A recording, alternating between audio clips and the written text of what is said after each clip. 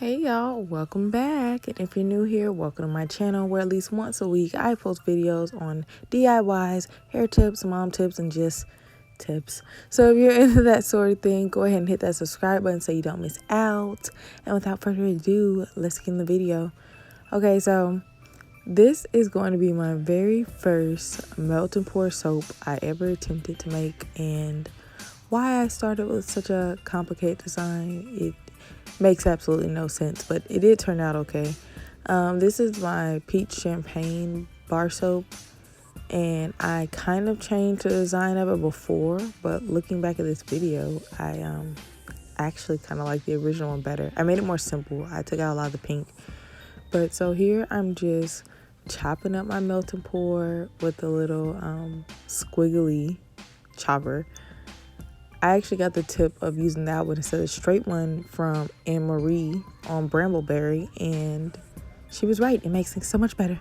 So I don't know. I guess because I had so many sections, for whatever reason, I decided to use a double boiler to melt this instead of sticking in the microwave, which takes much longer. I don't know. It's completely unnecessary if you're trying to make one too. So I'm pretty much just stir until it all melted, and then I think I let it cool down a little bit before adding my fragrance oil. So because I have so many layers on this soap, I had already measured out like my fragrance oil for the different soaps, so that's why it's already in that little container. I sprayed my little alcohol in it. Hold on, T. I sprayed my little alcohol. T.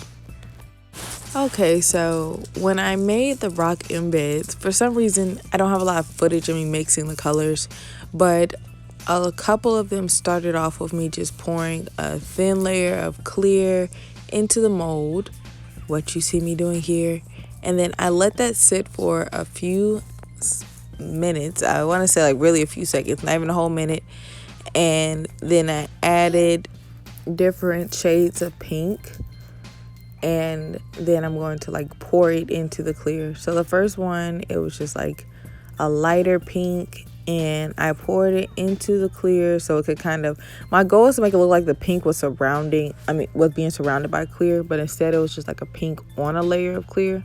And then I did one that was just pink by itself, and then I added into that pink darker color. So I just kind of slowly made it darker, so it's kind of really gradient into darker, and then in between some of them I did like mica lines and just really random designs. Next time I'm gonna write it down and be more particular about it, because I don't even know, I couldn't even tell you how exactly I got there. But next I'm just cutting up my other melt and pour while the embeds set. So I used cocoa butter melt and pour, shea butter melt and pour, and oatmeal melt and pour, and I'll link everything in the description below in case you want to try making this too or something like it. So that's what I ended up doing, and I wanted to separate off my colors from my layers and everything like that. So I am putting some again in the little pot and then some in the bowl. I think also the reason I use a pot is because at the time I didn't have that many bowls to make like all these layers and stuff with. So as you can see, my embeds have hardened. Well, the little molds are not embeds yet, but the little mini soap lobes have hardened. So now I'm just going to pop them out of the mold. And now you see what I meant about the clear and the pink, the light pink. So I really just kind of cut these into random shapes. I didn't have like a rhyme or reason to cut them. I just knew I wanted some to be big, some to be medium, and then some to be really small. So that, look at that sloppy pouring. You could tell that one, I don't even know what happened. Maybe I stripped on the side. It just looks funny looking. But I just cut different random sizes out, and because I wanted the appearance to kind of look like a rock. I was going for like a rockish, crystal-ish kind of thing. So I was going for that kind of look. So everything is not like perfect or anything like that.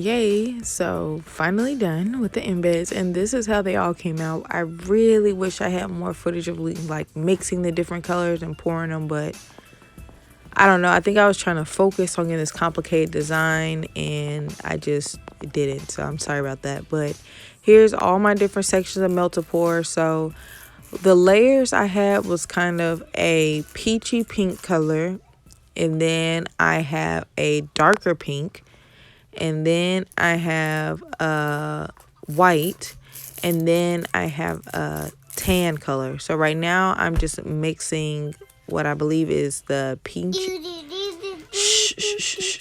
the peachy pink color. So you can kind of see all the different mixes. You see the mug. I was literally using everything I had. I'm like, what can I melt stuff in? Because I don't have bowls. Like, what can I do? So I did a little line of peach at first just to get those small bottom embeds to stick. And then I'm going to follow that up with like the white color next.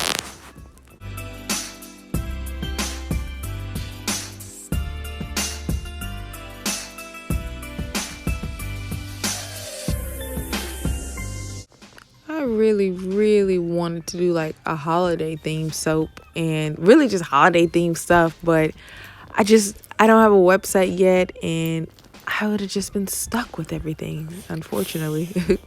But hopefully soon, and I'll have some videos on that. Here I'm just sprinkling my oatmeal on while it was still like somewhat warm, because my goal was for it to stick to that layer and have one in between. So now please excuse Loyalty, she refuses to be quiet. So now I'm just going to put some more of the white and the peach swirl on there. And actually no, I lied. Here's the pink layer, and who taught me to pour this thick? I just don't know, because that girl is thick and clumpy. I forgot now what was happening, why I kept getting clumpy so fast. And I don't know, it's something about that pink mica that just, look at this sloppy, bless you, sloppy. What in the sloppy?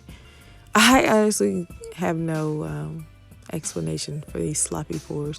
But I was going to say, it's something about the pink mica that I was using for sure, that one sets up faster than any of the other ones.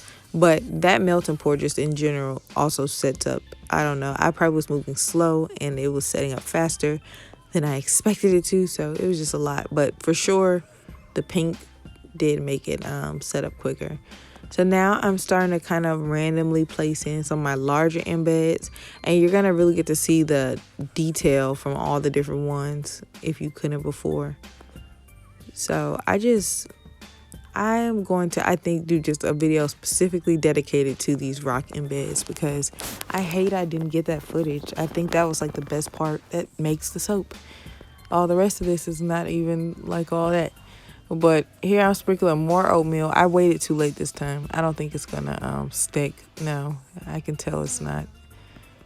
And I was trying to make like little oatmeal layers or little things that you can see once you cut in, but oh, that's what I did. Okay, so since it was, of course, so not wet and the oatmeal didn't stick, I caught myself pouring a thin layer of white, but I'm going to pour the next layer way too soon, so it's still going to mix anyway. It's just nothing going according to plan. So more embeds. Oh, yeah. So here's some of the like medium-sized, smaller ones that I thought would give like a really cool effect in kind of making it look more like a little crystal rock once you cut into it, to just have all these different rocks displaced in there, like different sizes too and colors. So here's the peach. Here's the peach. What I thought was going to happen with the oatmeal didn't happen. But you see what I'm saying? I don't know why I poured this thick soap this thick and didn't reheat it. I'm not sure what made that happen. I really couldn't tell you. But here we go. Oatmeal time once again. This part gets kind of repetitive from here, really.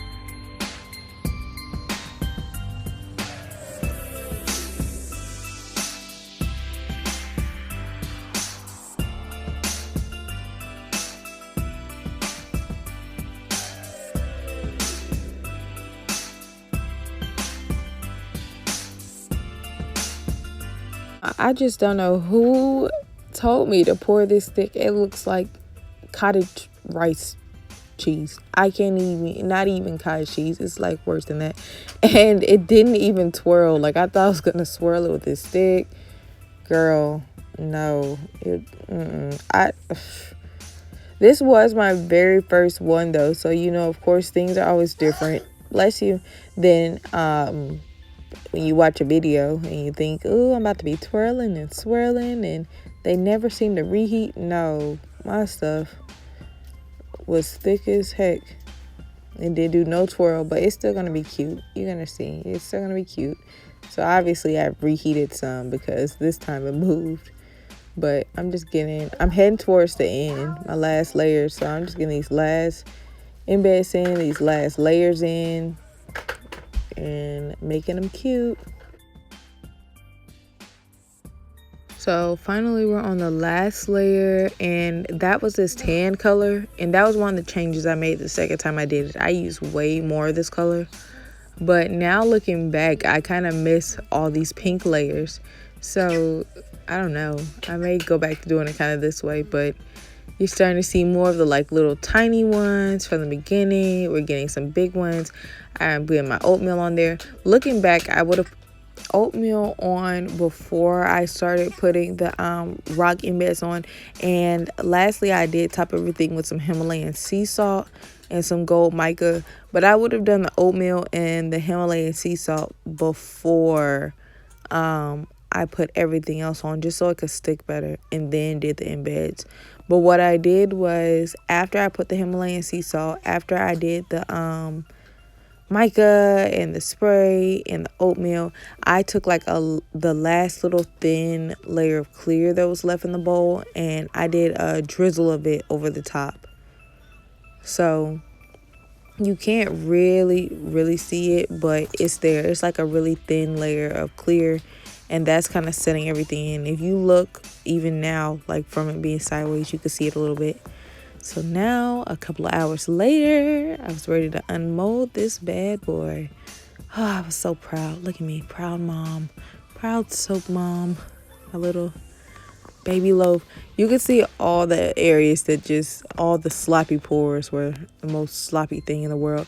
It's crazy because this just kind of looks like a piece of cake. I don't know why. It looked like a giant piece of cake to me. It's like, I could eat this, but don't, of course. It's not cake. But, wow. So excited. I was so excited to cut this. I can't even, quiet tea, please. I couldn't wait. So, hold on. We're going to wait on Loyalty to stop talking. Just bear with me. Look at, I was so excited. I cannot. Okay, so it's time to cut. Yeah. How do you guys like my black wig? Because for some reason, I see so many people with these bobs with bangs, and people love them. But when I had my bob and bang, I just spent so much time convincing people that it was stylish. I mean, it like no one believed me. I'm like, this is cute. Am I the only one? Okay. Okay. I don't think so, but let me know. Let me know if you like it. So here's how everything came out, you guys. And it was so pretty. Like, it was so worth all the layers and all the work and different details, especially looking back now. At the time, I was kind of disappointed because I'm like, oh, this is too much pink for what I was going for. But looking back, it actually is really, really nice. So let me know what you guys think of the design. Look, I think it was really nice, of course. But of course I would. Do you? If you do, let me know down below. Let me know if you guys decide to try this. Let me know if you have any ideas of other things you'd like to see me try. And until then, I will see you all next time. And before I go with my bye, I just wanted to pop in a quick happy holidays to everybody. I hope you're having a great Christmas and a great Christmas season or other holiday that you celebrate. And I hope that you're staying safe, happy, and healthy. Alrighty. Merry Christmas. Bye.